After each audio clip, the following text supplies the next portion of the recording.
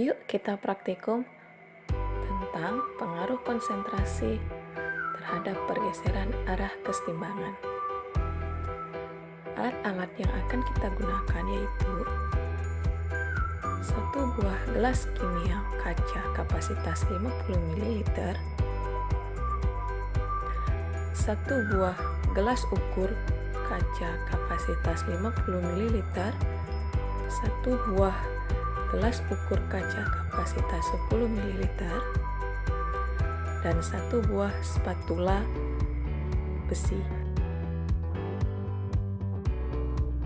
3 buah pipet tetes kaca, 1 buah batang pengaduk kaca, 4 buah tabung reaksi kaca, dan 1 buah rak tabung reaksi kayu.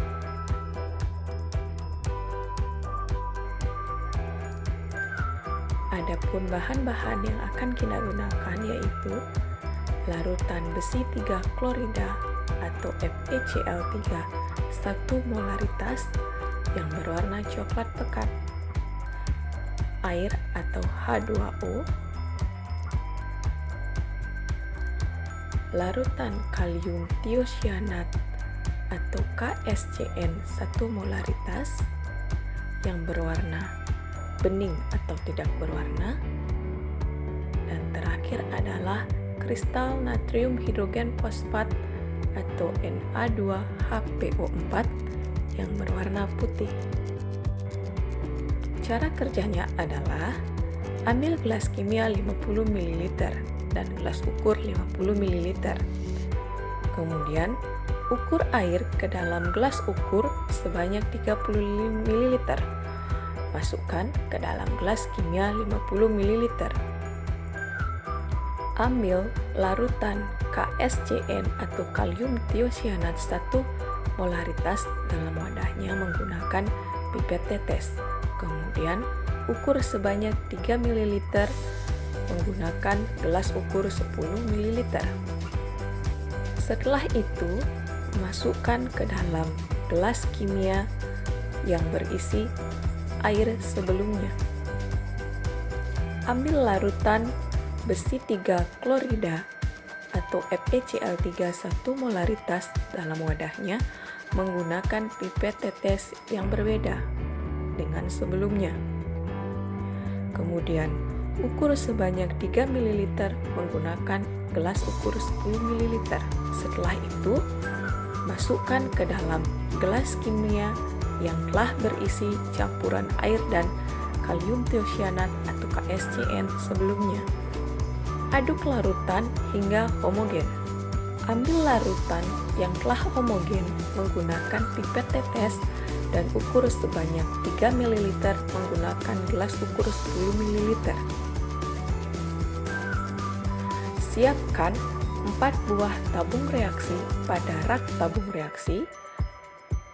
Kemudian, isi masing-masing tabung dengan larutan tersebut sebanyak 3 ml.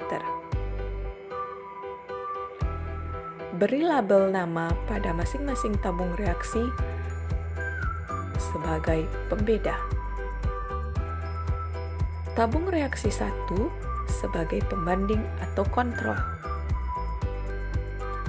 Ambil tabung reaksi 2, kemudian tambahkan dengan 2 tetes larutan kalium tiocyanat atau KSCN 1 molaritas dengan menggunakan pipet tetes. Kemudian, goyangkan tabung agar bercampur sempurna. Bandingkan hasilnya dengan tabung 1 yang sebagai pembanding. Kita bisa lihat tabung reaksi 2 menjadi warnanya semakin tua atau semakin pekat.